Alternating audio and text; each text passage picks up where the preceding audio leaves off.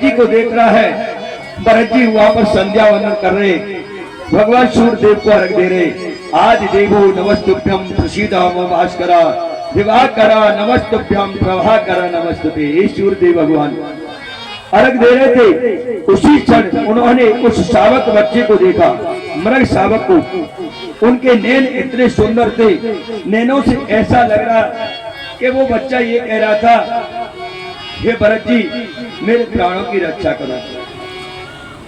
भरत जी ने सोचा मन में, अगर इस बच्चे के प्राणों की रक्षा मैं नहीं करूंगा, इनको बचाऊंगा नहीं, तो मुझको ये जीव हत्या लग जाएगी। अगर इसको मैं बचाऊंगा तो भजन करने के लिए इस वन में आया, मेरा मन इसी में फंस जाएगा।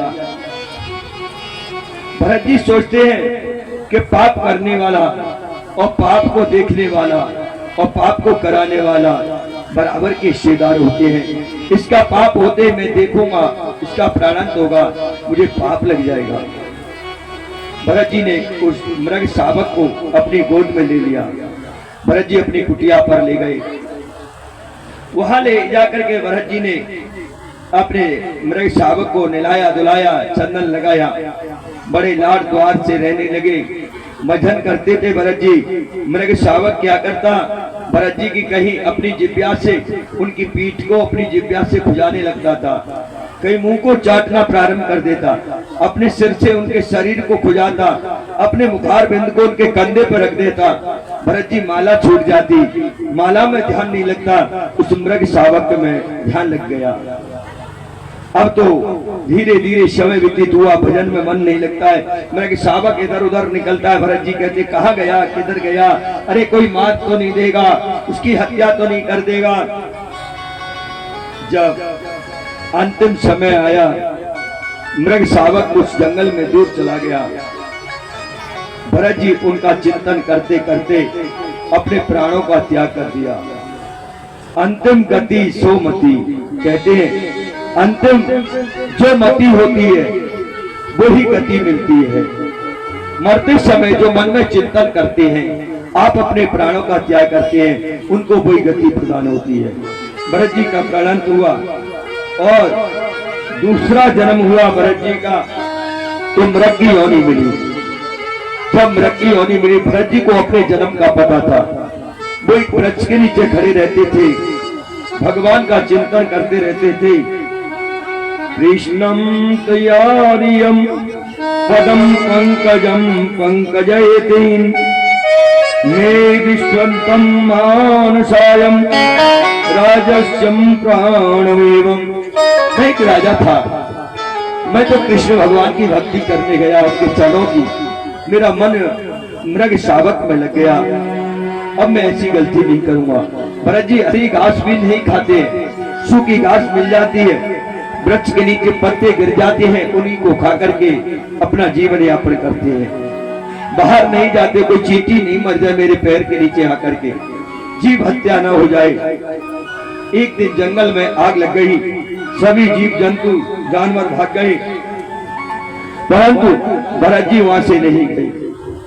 भरत जी वहीं खड़े रहे, उसमें जल करके भस्म हो गए। भरत जी का तीसरा जन्म हुआ एक ब्राह्मण के यहाँ।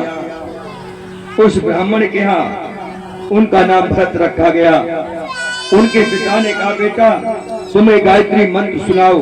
भरत जी ने सोचा मैं गायत्री मंत्र आज सुनाऊंगा, तो पिताजी कहेंगे कल पुरुषोत्त सुनाना बेटा, परसों पुरुषोत्त सुनाऊंगा, फिर कहेंगे श्री शुद्ध सुनाना, श्री शुद्ध सुनाऊंगा, फिर कहेंगे लक्ष्मी सूत्र सुनाना बेटा, फिर कहेंगे बेटा विवाह पद्धति को सुनाना। मुझे इसी कर्म कांड में लगा देंगे। मैं परमात्मा का भजन करने के लिए आया, मैं इसी में माया चक्कर में फंस जाऊंगा। भरत जी ने एक गायत्री मंत्र 18 दिन तक अपने पिताजी को नहीं सुनाया। उनका नाम उनके पिताजी ने जड़ भरत रख दिया, जड़ भरत के नाम से जाना जाता। आज पिताजी का देहांत हो गया, अपने भाइयों के साथ में भरत जी रहने लगे और कहते हैं जाए गई चिंता गई मनवा बरवाए, जिसको कछु न चाहिए कोई इंसान, चाहे चली जाए चिंता नहीं जाती है, चिंता आपके अंदर लगी रहती है। चाहना मिट जाती है पर चिंता नहीं मिटती है। परंतु भगवान का चिंतन जरूर करना चाहिए। ये कुछ नहीं है, इस संसार में आया है वो जाएगा। राजा रंग फकीर, कोई सिंहासन चढ़ा कोई बंधा जंजीर, कोई सिंहासन पे बैठ के जाता है, कोई जंजीरों में बांध कर जकड़ के ले जाते हैं यमराज के दूत। इसीलिए जो परमात्मा का चिंतन करते हैं, आज भरत जी को परेशान करते हैं, भरत जी भगवान का भजन करते हैं। उनके भाइयों ने खेत में बिठा दिया कि जाओ, कोई कार्य नहीं करते, कम से कम खेत की रखवाली करना, चिड़िया भगाना। अब खेती में अन्न पैदा हो रहा था, जैसे गेहूं की खेती खड़ी होती है, बाजरा की, उसके अंदर अन्न के दाने दिखाई दे रहे थे। चिड़िया आ करके बैठ रही थी। भरत जी ने चिड़ियों से कहा कि राम जी की चिड़िया राम जी को खेत, आओ रे चिड़िया चुग जाओ भर भर पेट। क्या कहा भरत जी ने? राम जी की चिड़िया है और राम जी का ही खेत है, आओ रे चिड़िया चुग जाओ भर भर पेट, कोई नहीं रोकेगा। भरत जी ने बुलाया, सारी चिड़िया आ गई, सारे खेत को खा गई। उनके भाइयों ने आकर के देखा, अरे तूने ये क्या किया? उनसे कहा फावड़ा लेकर के खेत की मेड़ बनाओ। तो मेड़ बनाते बनाते खेत में गड्ढा बना दिया। उन्होंने घर से परित्याग कर दिया। जब भरत जी जंगल को चले गए तो यक्षों ने भरत जी को पकड़ लिया। यक्ष बलि देने वाले थे। भरत जी को काली के सामने ले जाया गया। भरत जी से कहा माला पहनो, पहन ली। भोजन कर लो, भोजन कर लिया। स्नान कर लो, स्नान कर लिया। नीचे गर्दन करो, नीचे गर्दन कर दिया काली माता के सामने। जैसे यक्षों ने उनकी भेंट देने का प्रयास किया, तलवार लेकर के माता काली भद्र काली प्रकट हो गई और काली ने आकर के यक्षों का वध कर दिया। और काली मैया के रूप में काली मैया ने कहा, अरे भाई तू कैसा इंसान है, अपनी स्वयं रक्षा नहीं कर सकता है? तो उन्होंने क्या कहा, जयंती मंगला काली भद्र काली कपालिनी। वे माता तुम तो काली हो, महाकाली हो, तुम्हारे सामने माता के सामने पुत्र को चिंता करने की आवश्यकता क्या है? तो रघुगढ़ पालकी लेकर के जा रहे भरत जी को लगाया गया। भरत जी ने रघुगढ़ को भी बड़ा ज्ञान दिया। सुखदेव जी कहते राजा परीक्षित, कर्म प्रधान है, जो प्राणी जैसा कर्म करता है उसको वैसा ही फल की प्राप्ति होती है। कर्म प्रधान विश्वर राधा, जो जस करे कस फल चाखा। कर्म प्रधान विश्वर राधा, कर्म प्रधान विश्वर राधा।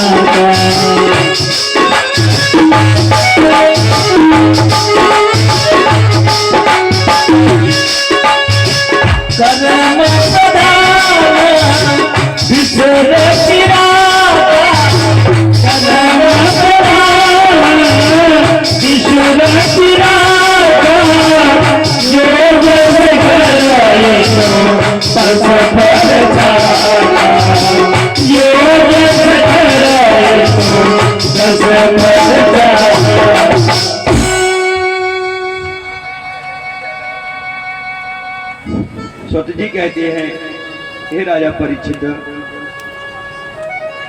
जो प्राणी जैसा कर्म करता है परमात्मा उनको वैसा ही फल प्रदान करते हैं। आपने मिर्ची की खेती की है और मिर्ची के पेड़ पे आप टमाटर मांगे तो मिल जाएगा। जो जैसा कर्म करता है उसको परमात्मा वैसा ही फल प्रदान करते हैं। आज कहते हैं, सुखदेव जी कहते राजा परीक्षित, एक भक्त हुआ अजामिल। अजामिल बड़ा ही भक्त था, ब्राह्मण था, अपने परिवार का पालन करता था। अजामिल अपने बच्चों के साथ, अपनी धर्म पत्नी के साथ में वास करते थे, पंडिता ही कर्म करते थे। एक दिन अजामिल ने गड़का को देखा। गड़का को देख करके अजामिल मोहित हो गया। उस गड़का से बोला, मैं आपको स्पर्श करना चाहता हूँ, मैं आपको छूना चाहता हूँ। गड़का ने कहा, वेश्या बोली, अरे ब्राह्मण देवता, आप मुझको छू लोगे तो आप अपवित्र हो जाओगे, आप तो ब्राह्मण हैं, आपको तो गड़का के दर्शन करना भी पाप है, आप क्या कह रहे हो? उन्होंने कहा, नहीं, मेरा मन है, मैं आपको छूना चाहता हूं। तो गड़का ने कहा, आपकी शादी नहीं हुई है क्या? हाँ, शादी हो गई है। तो धर्म पत्नी को छूना, धर्म पत्नी को ही पत्नी माना, अन्यथा हे ब्राह्मण देवता, सभी नारियों को आप बहन बेटी मानना। मैं तो इतनी कुलांगार हूँ, इतनी पापिनी हूँ, मुझे छूने से बरबलवास नरक कर त्रासा, नरकों का वास करना पड़ता है, मेरी छाया भी पड़ना दोष है। परंतु उसके सौंदर्य को देख करके अजामिल मोहित हो गई और अपनी धर्म पत्नी को घर से निकाल दिया। उस गड़का के साथ में रहने लगे। गड़का को अपने घर ले आए। कहते हैं, भाव को भाव अनकाल सहु, जपत मंगल दिस दसहु। भगवान का नाम कोई भी ले, भाव से ले, कुभाव से ले, आलस्य से ले, कैसे भी ले, तब भी कल्याण होता है। ये नहीं है कि माला लेकर के राम का नाम लेंगे जब ही हमारा कल्याण होगा, नहीं। आप खेती पे काम करते हैं, चलते चलते भी राम, हाय राम कहते जाएं, रास्ते में जा रहे हैं, निकल दिया राम राम भैया, सीताराम, राधे श्याम भैया, राधे राधे, तो भी कल्याण हो जाता है। ये नहीं है माला लेके बैठे हुए हैं और माला तो इधर चल रही है और ध्यान कहीं चल रहा है, क्या हो रहा है, गड़बड़ तो नहीं हो रही है। माला से कल्याण नहीं होता है। मन को घुमाओ, मन से चिंतन करो परमात्मा का, भाव से करो, कुभाव से करो, पर परमात्मा का चिंतन करो। उस गड़का ने उनका जीवन बदल दिया। वो ब्राह्मण कर्म करते थे, अब उनको चोर बना दिया, डाकू बना दिया। क्योंकि संग का फर्क पड़ता है। बिन सत्संग विवेक न हुई, राम कृपा बिन सुलभ न सोई। बिन सत्संग विवेक न होई, राम कृपा बिन सुलभ न सोई। राम कृपा बिन सुलभ न सोई। बिन सत्संग बिन सत्संग विवेक न होई, राम कृपा बिन सुलभ न सोई। राम कृपा बिन सुलभ न सोई।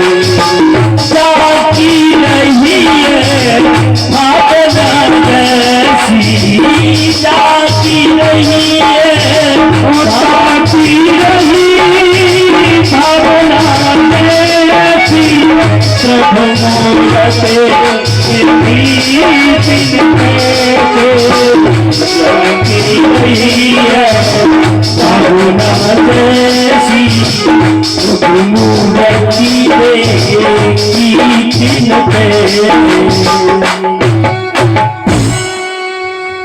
बोलो राधे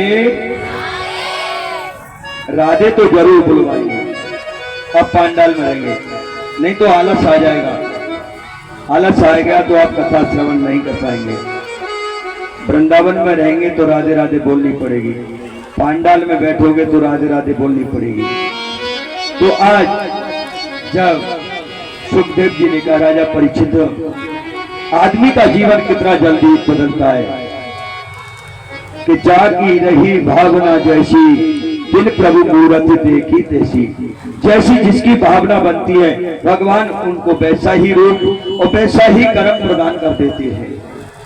आज अजामिल महाराज ब्राह्मण से डाकू बन गया। एक दिन संतों ने विचार किया, ये भक्त था, क्या बन गया। संत मंडली वहां पर आए और तो उन्होंने आकर के अजामिल के दरवाजे पर आसन लगाया गणका ने प्रसादी बनाने के लिए दाल भात इत्यादि प्रदान किए और वो कीर्तन करने लगे। जैसे गुरुदेव ने दाल भात लेकर के अपने मुंह में डालना चाहा, अपने हाथों से टिक्कर बनाए, ठाकुर जी का भोग लगाया, जैसे मुंह में एक गिलास दिया, गुरु जी की आंखों में आंसू आ गए। गुरु जी कहने लगे, शिष्य बोले, गुरु जी क्यों रोते हो, क्या बात है, क्यों रो रहे हो? गुरु जी कहने लगे, बेटा रोना तो इसीलिए आया, हमने इस पापी अजामिल का अन्न ग्रहण किया है, अब इसका उद्धार करना है, कैसे करना है? इस दंदल से इसको निकालना है, यह दंदल में फंसा हुआ है। तो शिष्य बोला, गुरु जी चिंता क्यों करते हो, उससे कह देना रामायण का पाठ कर लेगा, उद्धार हो जाएगा। वो नहीं करेगा तो कह देना सुंदर कांड कर लेगा तो और उद्धार हो जाएगा। अरे वो सुंदर कांड नहीं करेगा, वो तो आते ही लंका कांड करेगा। भैया जो डाकू है वो काहे को सुंदर कांड करे, वो तो लंका कांड करेगा। इसको मारो, इसको लूटो, इसको झगड़ो। तो गुरु जी ने कहा, तो शिष्य बोला, गुरु जी भाग चलो, डाकू है तो हमें भी लूटेगा चिपटेगा। अरे भाई संत किस बात के, संत हृदय नवनीत समाना। संतों का काम होता है सदमार्ग पे लाना। जब तक हम सदमार्ग पर नहीं लाएंगे तो हम संत किस काम के।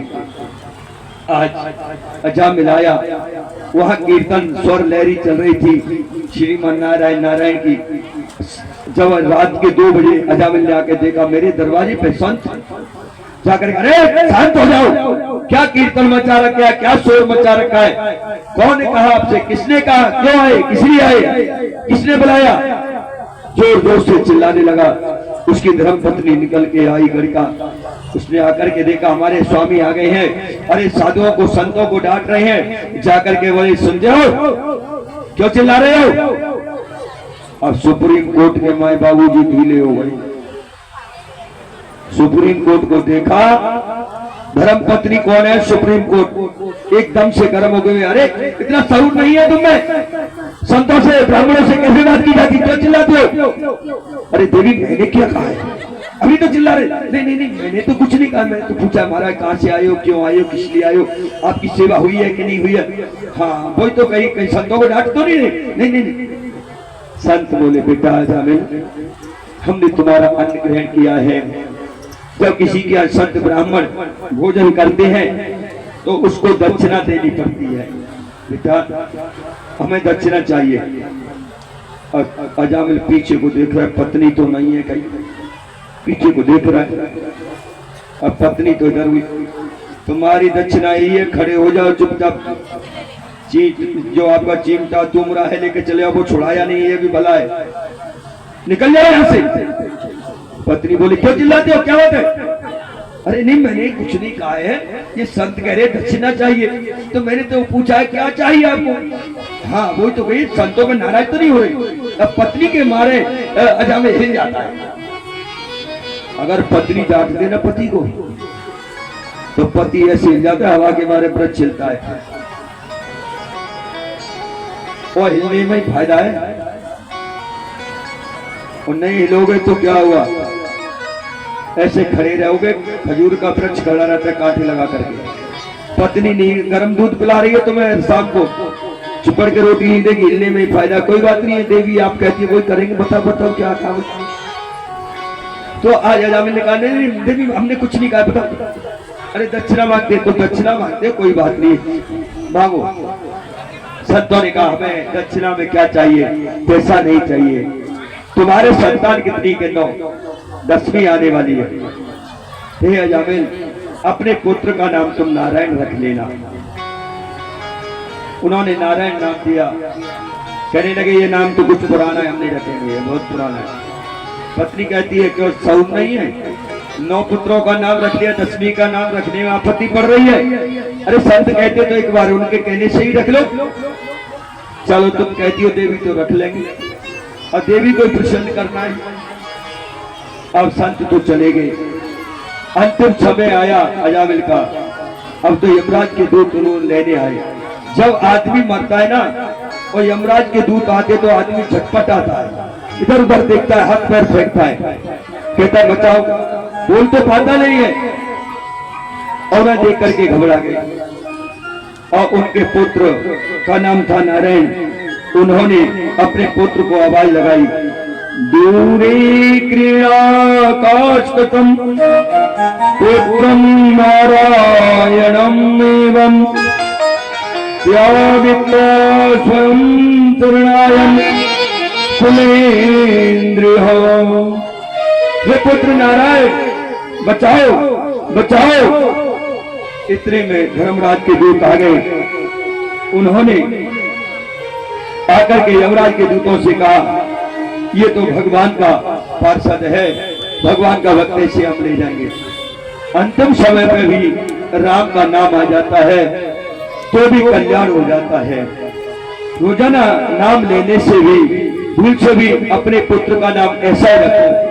परंतु आजकल की मैया क्या रखती है, अगर पंडित ने रख दिया, मैया तेरे लाला को नाम गोविंद है, तेरे लाला को नाम कान्हा है, तेरे लाला को नाम नारायण है। ये जो तो पुराना नाम है, पंडित जी का चुना जाता, तुम पूरी खाओ, दक्षिणा लो, पे घर को जाओ, है वो नाम। हम अपने नामों को, अपने लाला को नाम रखेंगे का टिंकू, पिंकू, सिंकू, ढिंकू, लिंकू। अब पता नहीं है क्या क्या नाम रखती है। असली नाम को कोई नहीं रखता है, रखते हैं कि नहीं रखते हैं। आजकल तो बड़ा वीआईपी नाम निकालते ढूंढते हैं। फिल्म में कौन सा नाम आ रहा है, लड़की का नाम रखे माधुरी, श्रीदेवी। अरे भैया लक्ष्मी रख लो, श्री रहने दो, श्रीदेवी है। देवी पहले बनाई, देवी तो जब लगता है जब विवाह हो जाता है। श्री रख लो, श्रीमती रख दो। तो सुखदेव जी कहते हैं, राजा परीक्षित, अजामिल का उद्धार हुआ भगवान का नाम लेने। पुकारे अजामिल नारायण, नारायण पुकारे अजामिल नारायण, नारायण पुकारे अजामिल नारायण, नारायण पुकारे अजामिल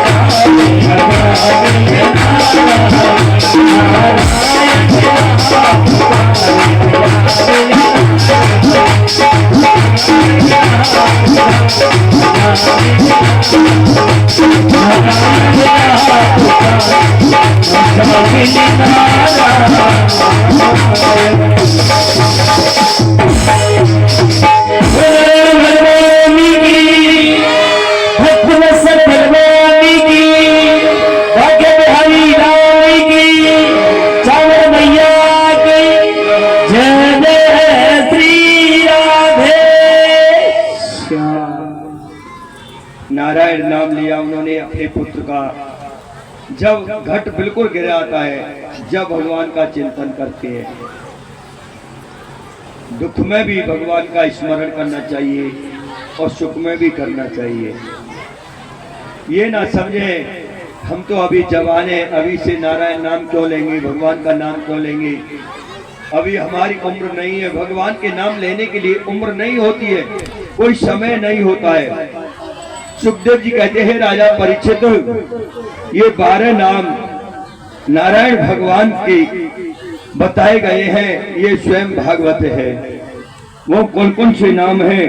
पहला नाम है भागवत में स्वयंभू, दूसरा नाम है शंभु, तीसरा नाम है नारद जी, चौथा नाम है कपिल जी, पांचवा नाम है सनत कुमार जी, छठवां नाम है स्वयंभू मनु महाराज, और सातवां नाम है प्रहलाद जी, और आठवां नाम है जनक जी, और नौवां है भीष्म पितामह, और बलि महाराज 10वां नाम है बलि महाराज, 11वां है सुखदेव जी, और 12वां नाम है धर्मराज जी। ये स्वयं भागवत है। ये 12 नाम है भगवान के। भगवान ने सबका उद्धार किया। बताते हैं धर्मराज दुष्ट ने एक बार यज्ञ की थी। शिशुपाल भगवान को गालियां देता था। भगवान ने अपनी बुआ को ये कहा, ये 99 गालियां देगा, जब तक मैं इसको क्षमा कर दूंगा, 100वीं गाली देगा तो मैं इसका वध कर दूंगा। बुआ ने ये प्रार्थना करके भगवान श्री कृष्ण से मांगा था, मेरे पुत्र को क्षमा कर देना। जब कुरुक्षेत्र में यज्ञ हुई, कुरुक्षेत्र में जब पांडवों ने यज्ञ कराई तो शिशुपाल ने गालियां दी। जब गालियां दी तो बताया जाता है, जब गालियां दी तो शिशुपाल ने 99 गाली दी तो भगवान श्री कृष्ण ने कहा, अरे शिशुपाल अब ध्यान कर, बुआ ने मुझसे मांगा था वरदान, मैंने उससे कहा 99 गाली तक इसको क्षमा कर दूंगा। क्योंकि पांडवों ने कहा सबसे पहले पूजा किसकी की जाए यज्ञ में, तो नकुल और सहदेव ने कहा, अरे दादाजी सबसे पहले पूजा यज्ञ में भगवान श्री कृष्ण की जाए, द्वारकाधीश की जाए, क्योंकि इन्होंने हमारी स्वयं रक्षा की है, हमारे बच्चों की रक्षा की है, हमारे परिवार की रक्षा की है, यही हमारे जीवन है, यही हमारे प्राणनाथ हैं, इन्हीं की पूजा की जाए।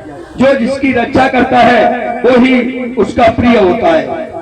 तो शिशुपाल ने कहा, अरे इस ग्वाले की पूजा करते हो, ये क्या जाने ये भगोड़ा है, ये भाग करके पहले मथुरा से गया, गोकुल पहुंच गया, गोकुल से भागा वृंदावन चला गया, वृंदावन से भागा मथुरा आ गया, मथुरा से भागा द्वारका में आ गया, और द्वारका से भाग के हस्तिनापुर में आ गया। अरे कितनी जगह नहीं भागा, रण छोड़ करके भी भाग गया। अरे पूजा मेरी होनी चाहिए, गाली देना प्रारंभ किया, 99 गाली दी, क्षमा किया।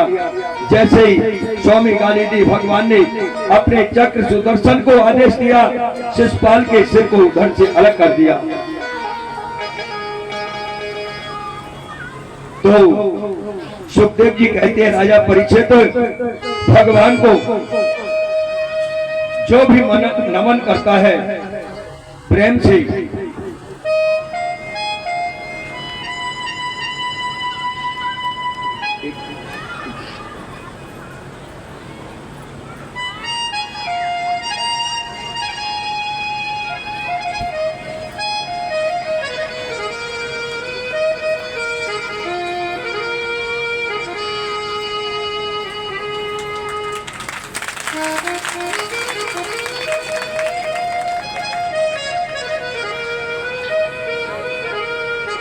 सुखदेव जी कहते हैं, राजा परीक्षित बोले वृंदावन बिहारी लाल की जय। भगवान तो बड़े दयालु हैं। आज कहते हैं जब कश्यप के जो पुत्र हुए दिति के, हिरण्याक्ष बड़े थे, पृथ्वी को ले गए तो 12 भगवान ने रूप धारण करके उसका उद्धार किया। वो दोनों जय और विजय भगवान के पार्षद थे। आज हिरण्याकश्यप भगवान से बड़ा ईर्ष्या करता है, दोष करता है, अपने राज्य में किसी को भी भजन नहीं करने देता, नारायण का नाम नहीं लेने देता है, यज्ञ नहीं करने देता है। जब हिरण्याकश्यप तप करने के लिए चले गए तो इंद्र ने देखा हिरण्याकश्यप की पत्नी कयादु है, उसके उदर में एक बच्चा पल रहा है। उन्होंने सोचा जब ये इतना उत्पाती है, इसका जो वंशज पैदा होगा वो कितना बड़ा उत्पाती होगा।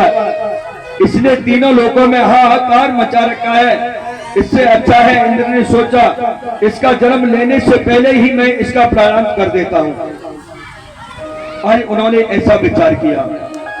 इंद्र कयादु को लेकर के जाने लगा नारद जी भगवान के मन है। भगवान ने नारद जी से आदेश दिया, अरे अनर्थ नहीं हो जाए मेरे भक्त को, मेरा भक्त कयादू के उदर में पल रहा है। नारद जी गए। नारद जी ने इंद्र से कहा, अरे इंद्र, ये कितना बड़ा अनर्थ करने जा रहे हो तुम।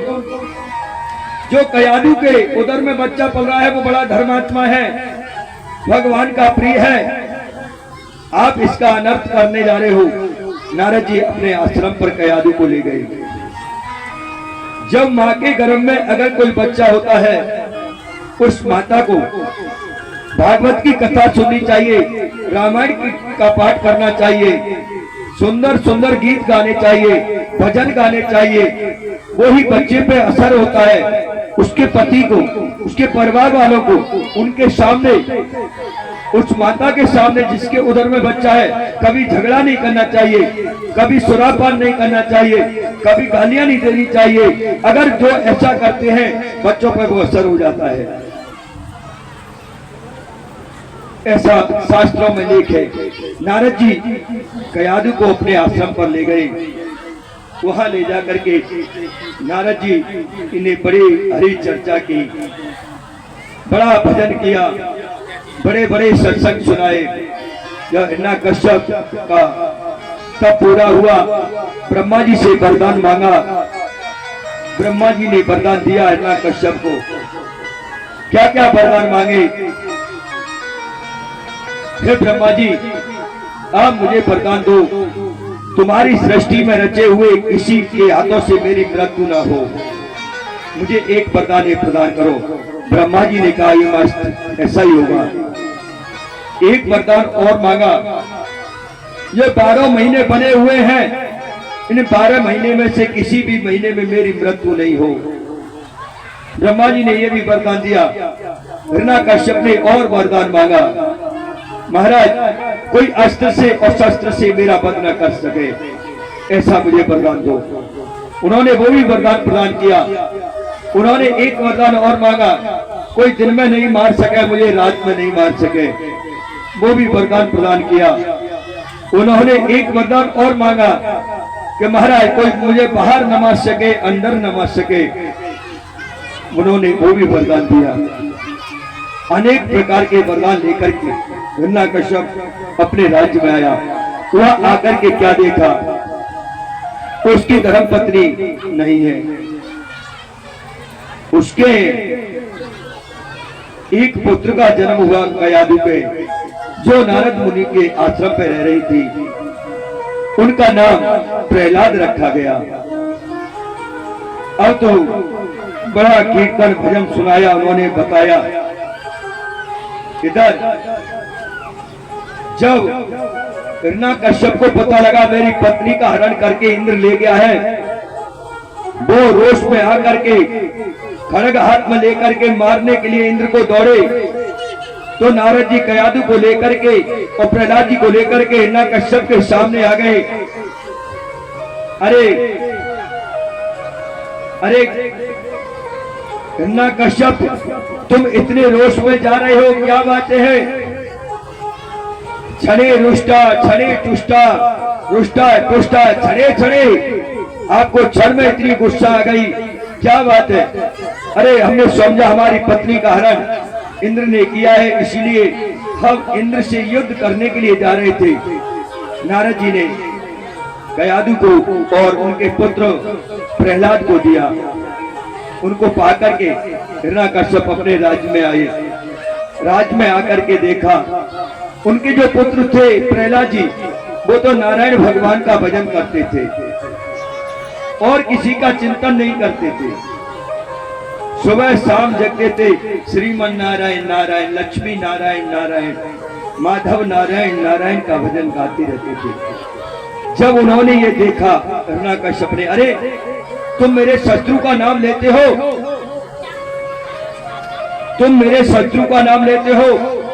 उन्होंने जो दैत्यों की पाठशाला थी उसमें उनको पढ़ने के लिए भेज दिया। अब वहां दैत्य की पाठशाला में जाकर के दैत्य गुरुओं ने उनको दैत्यों की शिक्षा देना प्रारंभ किया।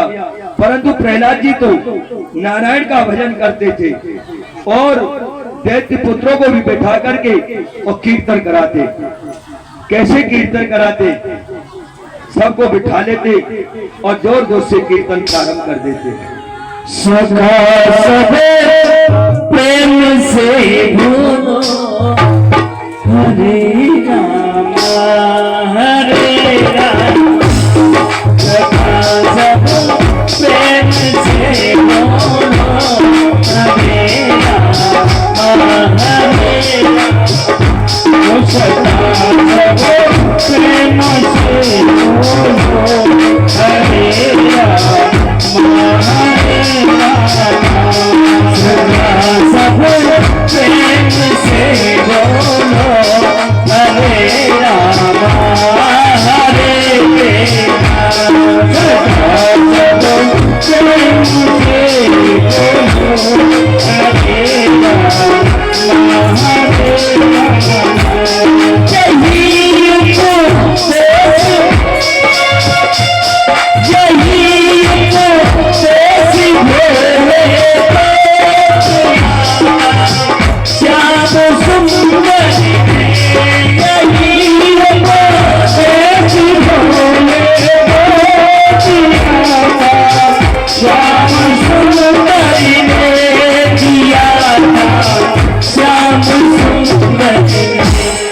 योगी के डमरू से निकला हरे राम हरे पेट से बोलो हरे राम हरे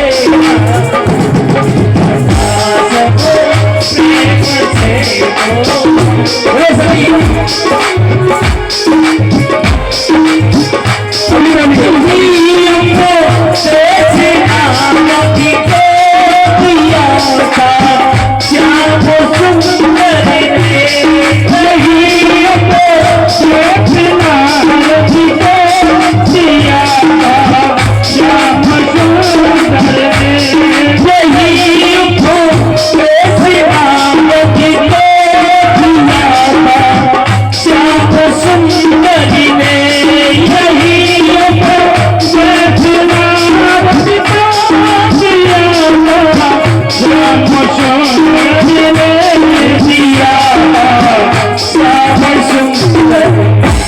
प्रेम से पीला से निकला पीला से निकला हरे राम हरे राम।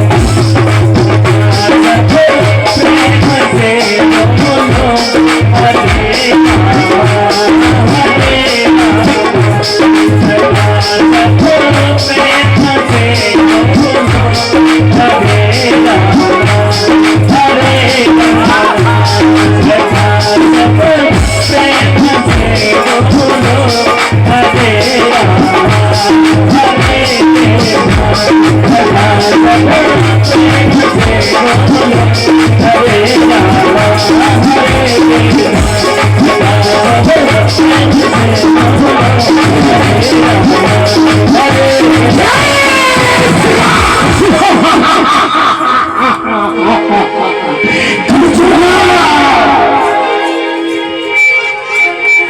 शत्रु का नाम लेने का तो साहस करने वाला कौन उत्पन्न नहीं गया है।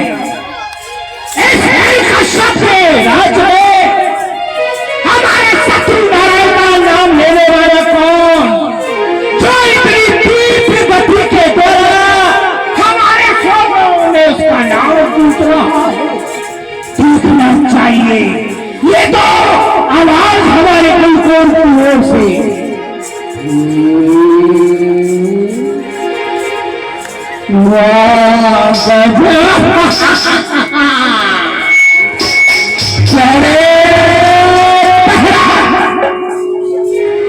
हम लोग अपने गुरुदेव शुक्राचार्य के सुपुत्र दोनों आचार्यों के पास विद्या ग्रहण कराने के लिए तुझे भेजा ताकि तू नारायण का नाम भुला करके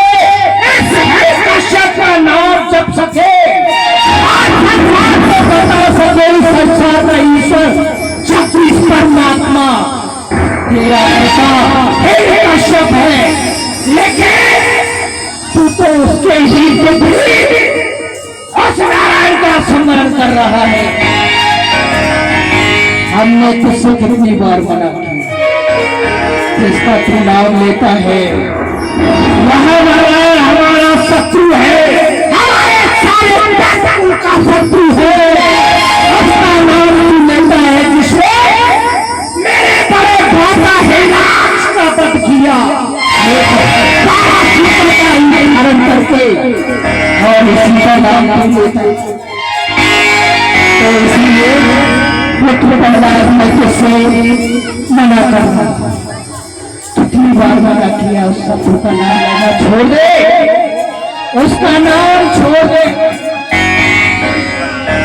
मुझे क्या पता है, कितना भी धन हो, कितना भी आमना हो, कहता है कि मैं उस नारायण के नाम को नहीं छोड़ूंगा।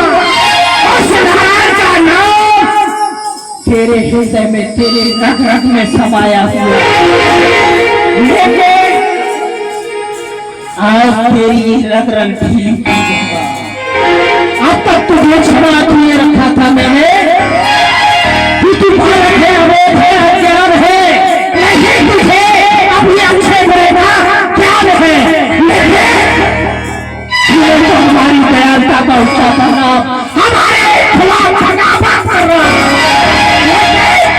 इस बगावत का परिणाम तुझे भोगना पड़ेगा, छोड़ेगा कि नहीं?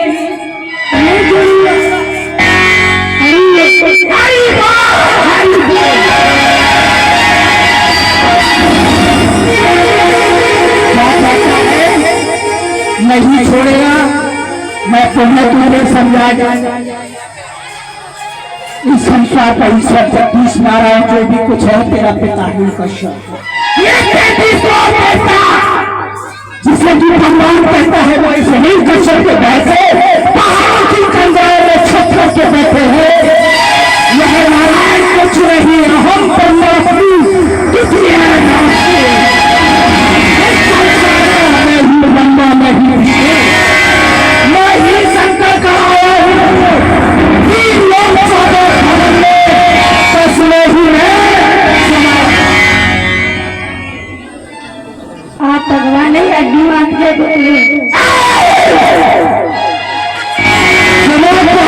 ये भावना हम भगवान नहीं हड्डी मांस के पुतले थे, तेरा हुआ सच्चा भगवान ईश्वर नारायण आज उसको ही देख रहे हैं।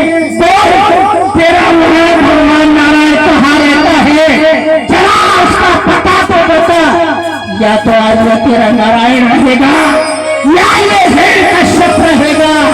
ढूंढ कहाँ है कि जाको आते साइया भगवान से देना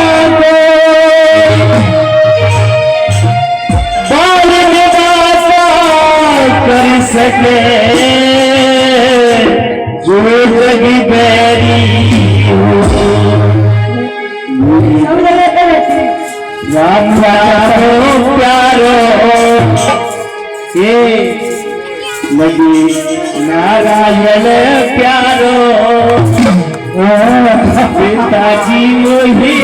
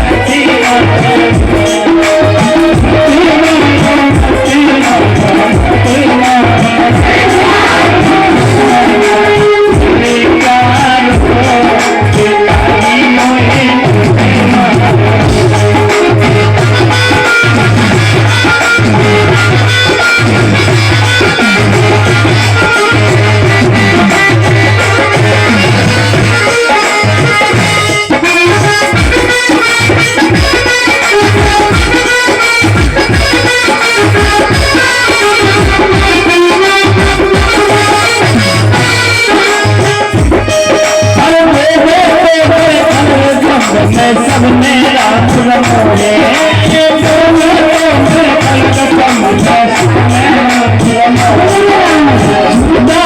संसार सभी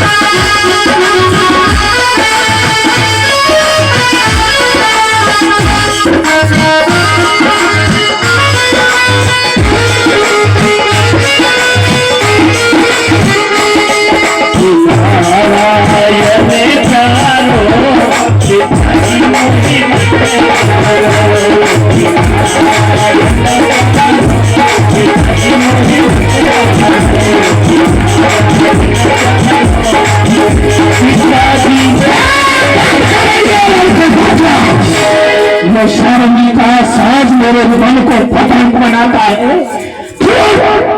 तेरे कारण सारे पूजासी सब भक्ति में हो गए हैं, एकत्रित होकर के 12 बजे और रामायण समय करने लग जाते हैं। अब नहीं बचेगा तू। क्या कहता है कि तेरा नारायण हर जगह पर निवास करता है, सौभाग्य समाना। क्या कहता है पहले के प्रकट हो जाना। जो तेरा नारायण का स्मरण प्रेम से करता है, तेरा नारायण नहीं प्रकट हो जाता है। बिना नारायण को मैं भी देख लूं। क्या कहता है तेरा अति शीघ्र खंभा मंगाया जाए और इसको खंभे से बांध कर इसकी चमड़ी जब तक नहीं बताई जाएगी तब तक नारायण का नाम नहीं भूलेगा।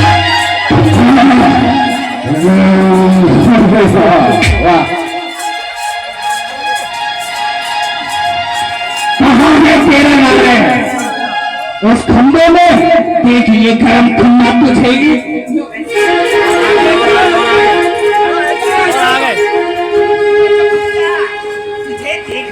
पहाड़ों से बच गया, हाथियों के पैर के नीचे कुचलवाया, वहां से बच गया, सांपों से कसवाया, वहां भी बच गया।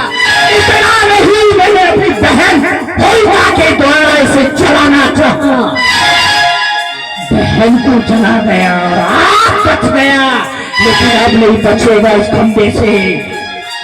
तेरा नारायण खंभे में, तेरा नारायण इस खंभे में, हमारे इस भवन में चलन भर नहीं सकता। तेरा नारायण इस घर में सदा सोता है मेरे पैसे। कहता है तेरा नारायण है इस खंभे में, तो आप देखता इस खंभे को बम विश्वनाथ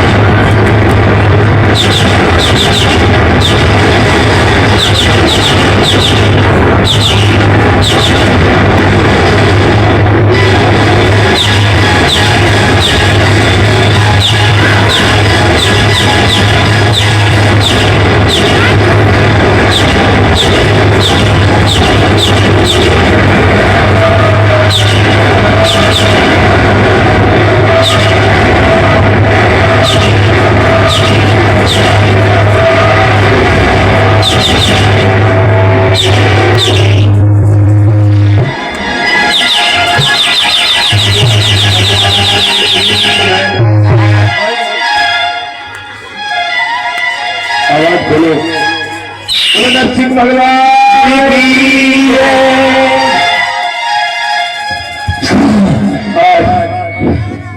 नरसिंह भगवान ने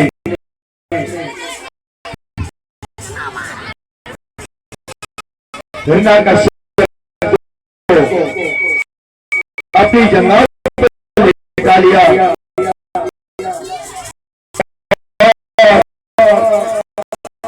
भगवान कहने लगे, अरे हिरण्यकश्यप, तूने मेरे भक्त को बड़ा कष्ट दिया है। ब्रह्मा से क्या वरदान मांगा था?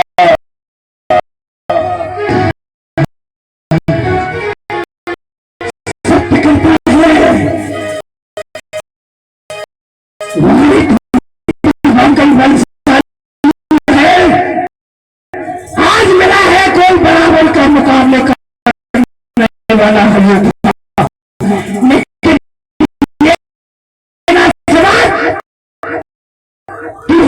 लेकिन कश्यप को मार देगा।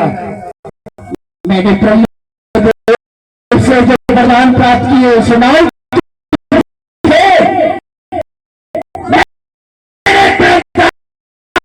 प्राप्त किया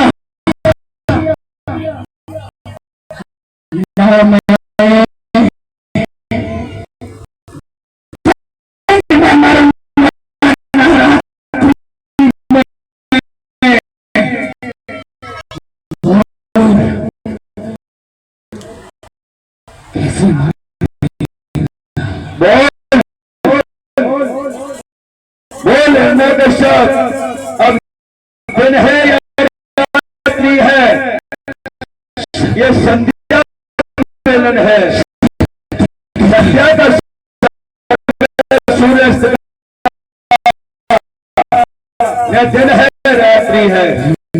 हे हिरण्यकश्यप, दूसरा वरदान मांगा था ब्रह्मा जी से कि मुझे तुम्हारी सृष्टि में हुए किसी के हाथों से बद नहीं हो।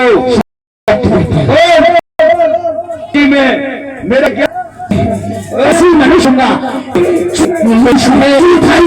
मेरा सही है। ये न नरसिंह है, ये भले ब्रह्मा जी से एक वरदान मांगा था। महीने किसी भी महीने में से कोई महीना है क्या? मास इसको महीना कहते हैं। कोई 12 महीने में से महीना है। मुझे लिए मैंने तो प्राप्त तूने फिर मांगा आकाश पृथ्वी में बोल भगवान नारायण है।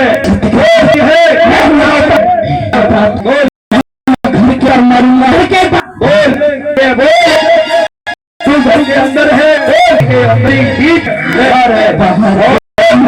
क्या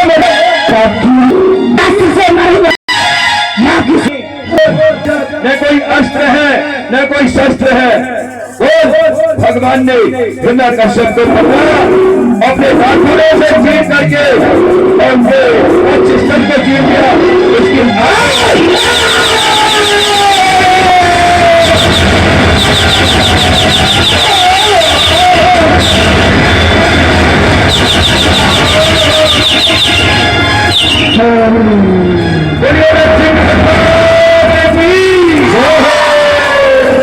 अब तो भगवान ने हिरण्यकश्यप का वध किया और उसकी आंखें निकाल करके और अपने गले में डाली। और नरसिंह भगवान इतने कोप में हो गए, इतने क्रोध में थे। अब तो सभी देवता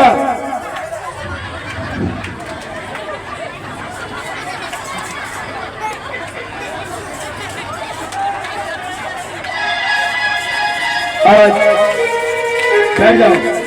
अरे नरसिंह भगवान कहाँ जा रहे हैं? पीछे पीछे। आज नरसिंह भगवान ने जब तो इतने कोप में थे कि देवता थर थर कांपने लगे, स्तुति करने लगे, पर नरसिंह भगवान का कोप शांत नहीं होता है। आप लक्ष्मी मैया के पास दौड़ करके गए, कुर्सी पे नरसिंह भगवान को बिठाओ, भैया नरसिंह भगवान को बिठाओ।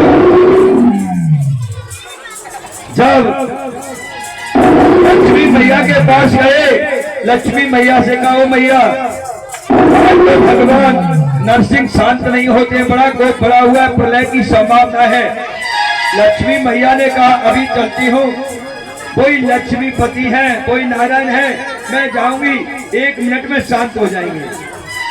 लक्ष्मी मैया 16 श्रृंगार करके सज धज करके गई, अभी देखती हूँ कैसे शांत नहीं होती है। पत्नी कहती है ना, अभी देखती हूँ अपने पति को कैसे शांत नहीं होती है।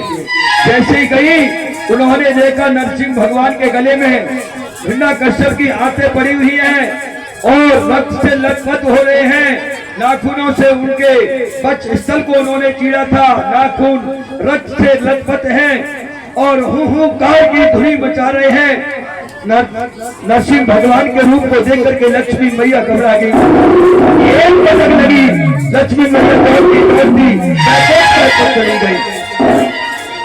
लक्ष्मी मैया कहने लगी, मैंने तो समझा मेरे पति होंगे, वहां तो बाबा शेर बन के बैठे हैं। अब तो सभी देवता घबरा गए। नारद जी ने आकर के प्रहलाद जी को शिक्षा दी। नारद जी ने प्रहलाद जी से कहा, पुत्र प्रहलाद, तुम ही नरसिंह भगवान को शांत कर सकते हो। उन्होंने नरसिंह भगवान को शांत किया और प्रार्थना की, हे प्रभु नरसिंह भगवान, आप शांत हो जाइए। प्रभु ने गोदी में प्रहलाद को लिया, कभी उनके अपनी जिह्वा से प्रहलाद जी को चाटने लगे नरसिंह भगवान, कभी अपने हाथ को घुमाते सिर के ऊपर। कहा, हे पुत्र, आने में बड़ी विलंब हुआ, क्षमा करना, अब तुम मांग लो, कुछ मांगो। प्रहलाद जी ने कहा, मांगते तो वो है प्रभु जिनके पास कुछ होता नहीं है। अगर भक्ति के बदले भक्त ने अगर परमात्मा से कुछ मांग लिया तो भक्त का और भगवान का कोई संबंध नहीं रहता है। अगर भक्ति के बदले अगर मांगना ही है तो भगवान को मांगिए। आज प्रहलाद जी ने भगवान से प्रार्थना की, हे प्रभु, अगर देना ही चाहते हो तो एक ही वरदान प्रदान कर दो, मेरे पिताजी मेरे परिवार की दुर्गति नहीं होनी चाहिए, उनका कल्याण होना चाहिए, उन्होंने जो अपराध किया उसको क्षमा कर देना। भगवान ने प्रहलाद जी से कहा, पुत्र, तुम्हारा जैसा पुत्र जिस परिवार में जन्म ले लेता है उस परिवार में